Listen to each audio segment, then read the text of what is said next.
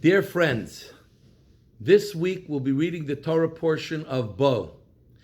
It's also very special because this Shabbat is the 10th day of Shvat, which marks 70 years since the Rebbe officially accepted leadership of Chabad and world Jewry, and 71 years since his father-in-law, the previous Rebbe, in 1950, passed away. And I think there's a very important message that I want to share for this week's Torah portion and relate it to the day and the Rebbe's leadership and mission through which he led the Jewish people and following the footsteps of his father-in-law. And if we look in this week's portion where it talks about the exodus of the Jewish people from Egypt, the last plagues, the preparation of the Jews to leave Egypt, and then the Jewish people actually getting ready to leave Egypt, and Hashem is telling Moshe some laws that he should share with the Jewish people. And then Hashem says, one of the last verses in the portion, V'haya ki yishalcha bincha machar lemer. And it will be when your children tomorrow doesn't mean tomorrow literally, sometimes tomorrow means in the future, will ask you, Ma zois, what is all of this celebration of Passover that we are doing? What are all these commemorations that we are fulfilling and observing as mitzvahs to remember the going out of Egypt? So you should tell him, B'chozek yad otzion Hashem Mitzrayim, God took us out of Egypt with a strong hand. And this is one of the responses to the four children we talk about on Passover in the Haggadah. In four different places in the Torah, God says that you have to know the answer to a question that your children may bring up. This is the first time it says it. But this one is said in the middle of the story happening. We didn't even leave Egypt yet fully. We're just about to leave. We're just going out. Next week we're going to experience the splitting of the sea while the Egyptians chased us after we left Egypt. And already the Torah is busying itself with the message. And Moshe obviously told it to the Jewish people while they were still in Egypt, just getting ready to leave, that one day your children are going to ask you, what's all this for? And you should know what to answer them. Can't we wait a little? Let's wait till the next year. And as we get ready to celebrate, talk about it then. Why the need to tell this message before we even leave Egypt? And the answer is that all of Judaism has to be lived for our children.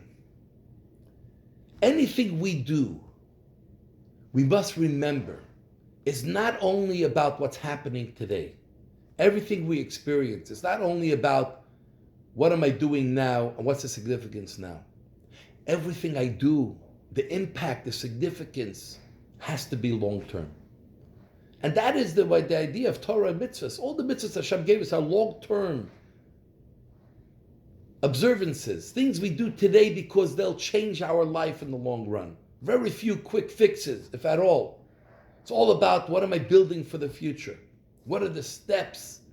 What are the actions I'm doing to build a stronger future for myself and for my children? And everything we do, we have to remember the question is, what will it mean to our children? What will the impact be for my children based on what I'm doing now? We're leaving Egypt. We want to get out of the slavery. Who has time to think about anything else? God said, no. As you're leaving, remember, how do you leave Egypt? Do we just run out and bang the door behind us?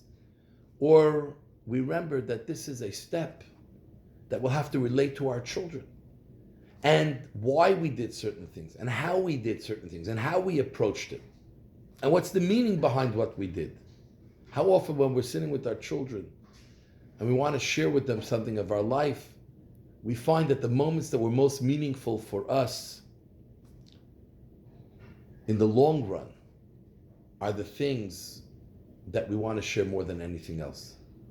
The things that we did to be able to establish a future for ourselves and for our children are the things that we really want to share, because that's where meaning comes in.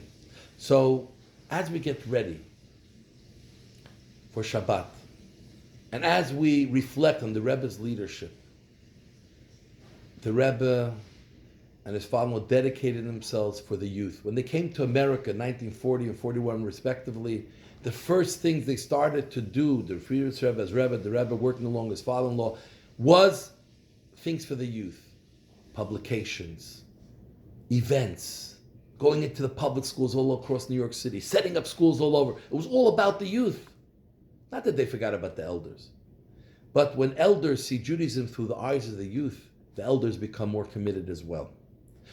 So we all have to look through the eyes of our youth. If we have young children, if we're single, we're going to have children one day, or if we have grandchildren, look through the eyes of the youth. What will Judaism look like in the future? It's not about what I did today. It's what am I doing today that will ensure a stronger future for my children, that will ensure that they will be as passionate, as committed as I am, and they will be as interested and will have that access to knowledge and ability to fulfill like my children. If we focus on our children, we have a strong future and we have a strong today. When we forget about our children and it's just about what can I get away with today and what's going to happen today, then today becomes weaker as well. So Shabbat Shalom. God bless you. We love you all. And I want to encourage everyone to join Saturday night in our Zoom. It's on our Facebook. Farbrengen, Saturday night, 8 o'clock, to connect more to the Rebbe and his message. And Sunday, please, all males, put on tefillin on Sunday. Take a selfie and post it on our Facebook or just send us an email, rabbimoshe@chabadtmr.com. Let's give a gift to the Rebbe for giving us the gift of a stronger today and a stronger tomorrow. Shabbat Shalom, candlelight time in Montreal is 4:29 p.m.